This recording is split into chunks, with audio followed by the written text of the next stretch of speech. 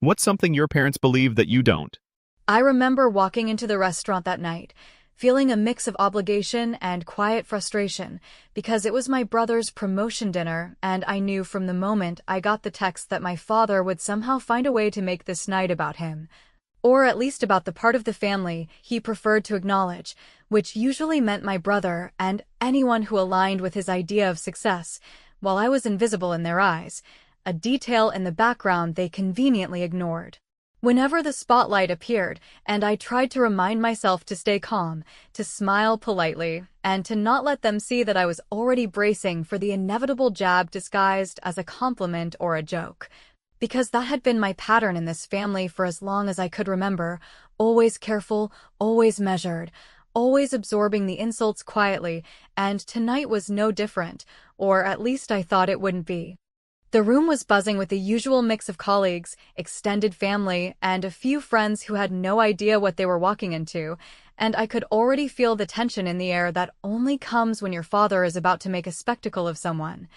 Especially when that someone is not the person he has decided is worth celebrating, and as my brother gave a clumsy, self-satisfied smile while holding his drink like it was a trophy he had earned single-handedly, my father leaned back in his chair with that smirk I hated, the one that said clearly to everyone in the room, "Finally, someone in this family worth celebrating," and the room chuckled, because it had become automatic. A ritual where everyone else laughed to hide their discomfort or perhaps to signal they were still loyal to him, and I felt my stomach tighten, but kept my expression neutral, telling myself that the night was long, and I would endure it, as I always did.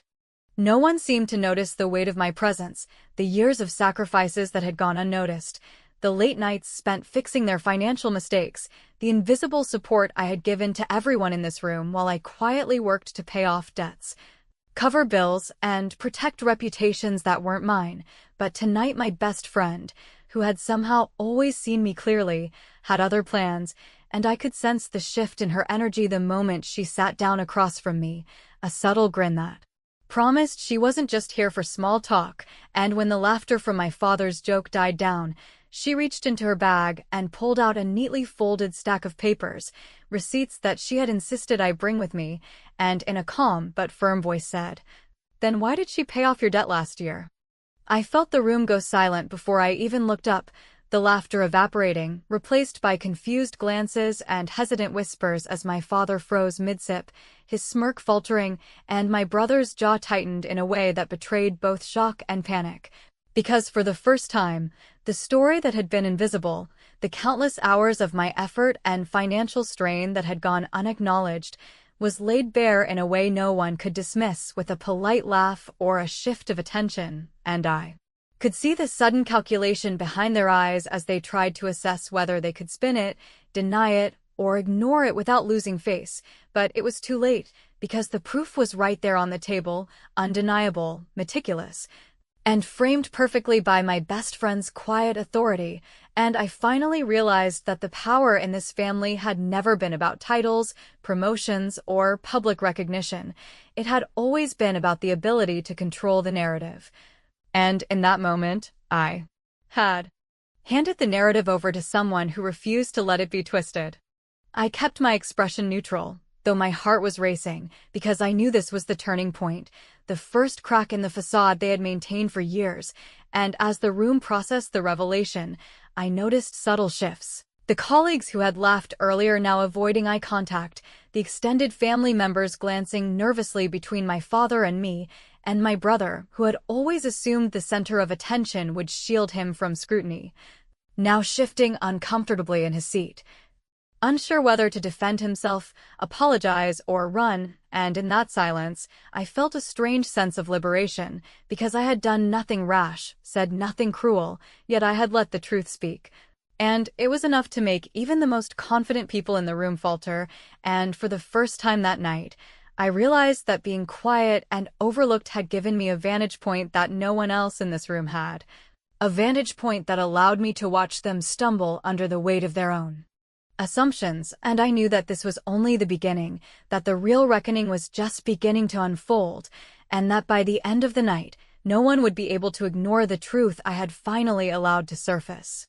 The tension in the room did not dissipate after the receipts were laid out on the table. Instead, it thickened, wrapping itself around everyone in a suffocating silence that made every whispered excuse, every nervous laugh, and every sudden cough seem louder than it had any right to be, because now the weight of truth was undeniable, and my father, who had been so comfortable orchestrating attention and respect,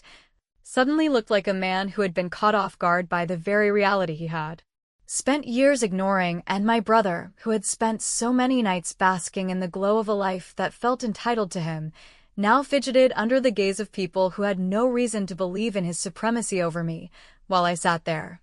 hands folded quietly in front of me, feeling an unfamiliar mix of vindication, disbelief, and cautious anticipation, knowing that the events of this evening had crossed an invisible line, a line I had long avoided, but had now been irrevocably drawn. The receipts my best friend had produced were meticulous, organized, and undeniable, showing bank transfers, dates, and amounts that directly contradicted my father's smug assertion, and as she spoke, the precision of her voice left no room for misinterpretation, because she did not rely on emotion, but on cold, hard evidence, and I could see the shift in the expressions around the table. The polite laughter that had accompanied my father's remark turned into tentative glances, murmured conversations, and subtle frowns as the guests tried to recalibrate their understanding of what had been presented, and I realized that for years, the narrative had always been controlled by my father's charisma, by his ability to manipulate attention. And tonight, for the first time, that control was slipping, unraveling in a way that was both satisfying and terrifying to watch. My brother tried to speak, to deflect, to explain, but the words stumbled out in fragments, and he trailed off, unsure whether to confront my best friend, defend himself, or avoid the awkward scrutiny that now fell upon him. And I could see in his eyes a dawning realization that the carefully constructed image of his life as the favored child, the successful one, and the one worthy of attention, had been fractured by a truth he had spent years ignoring. And though he tried to regain composure, the room had already shifted, alliances forming in silent judgment and disbelief, as people who had once nodded along with my father's proclamations now hesitated, unsure of which side to choose. My father, in particular, seemed caught in an unfamiliar vulnerability, his usual smirk replaced by a fleeting look of irritation, the type of irritation that occurs when someone's power to dictate reality is challenged without warning. And I could sense him searching for a path to recover, for a line he could draw that would reassert his control, but the receipts on the table spoke louder than any words he could conjure, and the realization that his authority had been quietly undermined by a single act of transparency made him hesitate, swallow, and redirect his gaze toward everyone else, as if silently asking, "Do you all see this?" And the hesitation, the pause, the barely concealed panic that followed, created a momentary stillness that felt almost like justice in its purest form. The murmurs around the table began to grow, as extended family members who had previously smiled and nodded along now whispered, exchanged looks, and tried to digest the reality they had been shielded from, while colleagues who had once been eager to please my father now glanced at him with caution, the dynamic having shifted completely, and I realized that what had been intended as a celebration of my brother's achievement had now become an examination, a reckoning that none of them could escape, because the receipts were tangible proof that the care, effort, and financial sacrifices I had made were invisible no longer, and that the family's understanding of worth, loyalty, and respect was being challenged in the most public and undeniable way possible. I could feel my heart racing, not from fear or shame, but from a quiet, almost unsettling satisfaction, because I had never sought to humiliate anyone. I had merely allowed the truth to surface, and in doing so, I had created a moment of clarity that exposed the imbalance and hypocrisy that had long defined our relationships, and as the night continued, the tension between what had been assumed and what was now visible hung in the air like an unspoken accusation. A reminder that control, power, and recognition in this family were conditional and fragile, and that the next moves, the next words, and the next reactions would define not only the course of this evening, but also the unspoken hierarchy that had long dictated who mattered and who could be disregarded, because once the truth is shown in such a precise and undeniable way, it cannot simply be ignored, brushed aside, or laughed over. And in that understanding, I realized that the night had shifted irrevocably, and there was no returning to the way things had been. The atmosphere at my brother's promotion party shifted in ways I could never have anticipated, because once my best friend produced the receipts, once the evidence of what I had done quietly and without recognition was revealed, everything in the room changed. And I watched as the smiles that had accompanied my father's smirk faded, replaced by cautious glances, hesitant nods, and the unmistakable recognition that the narrative everyone had believed for years was now being questioned, and I felt a strange mixture of anticipation and disbelief at how swiftly the dynamics could transform when the truth, presented with clarity and confidence, demanded attention and forced everyone to reassess their positions, allegiances, and assumptions about worth and favoritism. I noticed first the subtle signs of shifting loyalties among the guests, because the friends and colleagues who had once hung on my father's every word now began exchanging looks with one another, whispering quietly, trying to interpret the implications of the receipts while simultaneously gauging whether they should acknowledge the injustice they had ignored for so long. And in that moment, I realized that what had always been a room dominated by my father's charisma and his ability to dictate attention had transformed into a space where uncertainty, doubt, and quiet tension ruled, because the power to control perception had been subtly wrested away from him by an act as simple and precise as producing tangible evidence of truth. And I could feel the weight of that moment pressing in on everyone present in a way that made conversation awkward, laughter forced, and casual gestures seem hollow and performative. My brother, in particular, seemed unable to reconcile the perception he had always cultivated with the reality that was now being displayed, and I watched as he shifted uneasily in his seat, trying to maintain composure while clearly struggling with the recognition that the spotlight he had enjoyed so long was no longer entirely his, because the receipts my best friend had placed before everyone were not only a record of what had occurred, but also a symbolic assertion of my presence, my contributions, and my right to be acknowledged in a family that had long overlooked me in favor of my brother, and the dissonance was visible in his face, his gestures, and the way he hesitated before speaking, as if trying to construct a defense, a justification, or perhaps an explanation that might restore the balance he had always assumed was permanent. My father, for his part, shifted in his seat with a subtle but unmistakable discomfort, the smirk that had defined him for so long replaced by a fleeting, almost imperceptible tightening around the eyes and mouth, because the narrative he had relied on, the control he had wielded over attention and recognition, was now threatened in front of all the people whose approval had mattered most to him, and in that moment, I understood that the receipts had not merely revealed a financial truth, but had struck at the core of his authority, exposing the contradiction between his words and the reality he had repeatedly failed to acknowledge, and the recognition of that contradiction created a tension that extended beyond the personal, shaping the social dynamics of everyone in the room in ways that were immediate, uncomfortable, and impossible to ignore. The guests themselves became characters in a silent, shifting drama, because those who had once been passive observers now found themselves making choices, whether consciously or unconsciously, about which side to align with, whether to continue endorsing my father's version of events or to acknowledge the reality of my actions, and I watched as subtle gestures, small nods, furtive glances, whispered asides, revealed alliances forming in real time, reshaping the social hierarchy of the evening, and casting a new light on relationships that had previously seemed stable and unquestioned. And I realized that the power of truth, when presented clearly, had a force that could unsettle even the most carefully maintained structures of influence and perception, leaving everyone present to navigate a landscape that had changed irreversibly in the span of a few minutes. As the room continued to process the implications, I found myself observing not just my family and friends, but also the underlying patterns of behavior that had always existed, because the receipts had exposed more than money. They revealed priorities,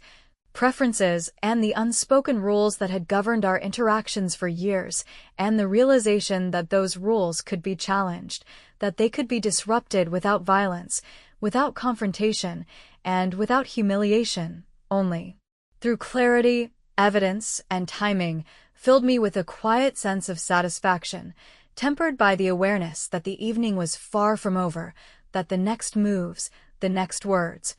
and the next reactions would determine not just how my father and brother responded, but also how the family would reorganize itself around this new understanding of truth, recognition, and justice, because once a pattern is broken in such a public way, it cannot be easily restored, and the consequences would ripple through relationships, conversations, and perceptions for a long time to come. The moment that followed the revelation of the receipts was unlike anything I had anticipated, because once my best friend laid out the evidence of the financial support I had quietly given to settle my father's debts the previous year, the energy in the room transformed from celebratory to tense in a way that was immediate, unavoidable, and completely altering the social dynamic, and I could feel the weight of every eye turning, every whisper barely contained, and every guest caught in the uncomfortable position of having to confront the truth while navigating their own loyalties, assumptions, and judgments, as if the party itself had been a thin veil over years of unspoken grievances, misunderstandings, and invisible hierarchies that no one had dared question until that precise moment, and the sudden clarity forced everyone to reconsider not only their perception of me, but also the foundation of respect, recognition, and fairness that had supposedly guided our family interactions for so long. My father, who had moments before commanded attention with his usual combination of charm and authority, seemed unmoored, and I watched him shift subtly, his posture tight, his gestures more controlled, as he realized that his smirk, which had elicited laughter and admiration, no longer held the same power, because the receipts did more than prove that I had paid off his debt. They implicitly highlighted the imbalance, the hypocrisy, and the pattern of favoritism that he had cultivated for years. And I could see the flicker of irritation and disbelief cross his face as he struggled to recalibrate his response in front of everyone, knowing that any misstep could further erode the image of infallibility he had meticulously maintained, and yet also acutely aware that denying the reality in front of so many witnesses could risk exposing not just the oversight, but his pride and credibility in a single, irrevocable moment. My brother, seated at the center of what had once been the celebratory spotlight, seemed equally destabilized, and I observed the tension in his hands, the slight narrowing of his eyes, and the hesitation in his voice as he tried to navigate a situation he had never imagined would unfold in this way, because for him, the promotion party had always represented a public affirmation of his worth, accomplishment, and superiority in the eyes of the family and friends gathered, and yet now that affirmation was complicated by the undeniable evidence that I, the sibling he had implicitly been conditioned to see as less capable, less important, had in fact shouldered responsibilities on his father's behalf without acknowledgement or fanfare. And the realization that the accolades he was receiving were, at least in part, a product of my quiet support left him in a precarious position where he could neither comfortably boast nor openly confront the truth without undermining the image of success and control he had worked so hard to cultivate. The guests themselves began shifting subtly, their reactions ranging from quiet admiration for my initiative to awkward discomfort, as if they were unsure how to respond to the sudden exposure of what had always been hidden behind polite conversation. Casual smiles and customary social etiquette, and I could sense the recalibration happening in real time as alliances were reconsidered. Gossip formed silently in corners, and the social balance of the evening, which had seemed stable and predictable, now existed in a state of suspended tension, with each person forced to weigh the implications of acknowledging the truth, remaining silent, or choosing to subtly reinforce old perceptions. And the weight of that choice hung over the room like a tangible presence, pressing on shoulders, shaping postures, and creating an atmosphere of anticipatory uncertainty. As I observed these reactions, I realized that the receipts had achieved far more than exposing a financial truth. They had pierced the carefully maintained narrative that had positioned me as invisible, secondary, and unworthy of recognition, and in doing so, they had created an opening for a deeper, more strategic shift in the family dynamic, because once someone is confronted with evidence that contradicts their assumptions and forces acknowledgement of past oversight, every interaction that follows is now framed within that context, and the room itself became a stage where unspoken rules, hidden resentments, and long-suppressed frustrations could begin to play out, with consequences that were immediate, complex, and impossible to ignore. And I felt a profound sense of satisfaction tempered by the awareness that the evening was far from over, that every word, every gesture, and every glance in the hours to follow would further define how recognition, power, and respect were redistributed, because once a narrative is disrupted in such a public way, it cannot be easily restored, and every subsequent action carries the weight of that disruption, shaping relationships, perceptions, and hierarchies in ways that would resonate far beyond the celebration itself. The moment the room had collectively held its breath transformed into a subtle, but undeniable shift as every person present became acutely aware that the long-standing assumptions, biases, and carefully constructed narratives that had defined our family interactions were now irrevocably unsettled, and as I watched my father, whose smirk had once dominated the evening and commanded unquestioned attention, struggle to maintain the composure he so diligently curated, I realized that the quiet satisfaction I felt was not merely a personal triumph, but the tangible evidence that years of being underestimated, dismissed, and overlooked could finally be counterbalanced by a single, strategically revealed truth that reframed every interaction, every judgment, and every expectation in a matter of moments, and I felt an almost electric sense of anticipation as the subtle tension rippled through the room like a current, with every guest now negotiating their own perception of fairness, credibility, and loyalty while trying to reconcile the fact that what they had assumed to be an ordinary celebration of achievement had become, instead, a confrontation with the hidden reality of past support, sacrifices, and overlooked contributions. My brother, who had been the center of attention for much of the evening, suddenly seemed less sure of his footing, and I could see the internal calculations running across his face as he attempted to reconcile the pride he had felt in his promotion with the undeniable evidence that the stability he now celebrated had, in large part, been secured by my unseen efforts, and the combination of embarrassment, cognitive dissonance, and reluctant acknowledgement was visible in the way his hands tightened around the stem of his glass, in the brief but telling hesitations in his speech, and in the subtle downward tilt of his gaze, as if he were finally confronting the inconvenient truth that recognition, respect,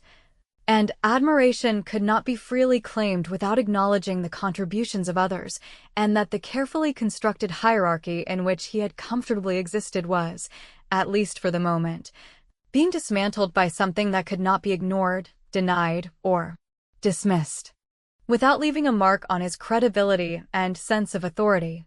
As my best friend continued to present the receipts with deliberate clarity, articulating the financial assistance I had provided in a manner that left no room for ambiguity, the social equilibrium shifted further,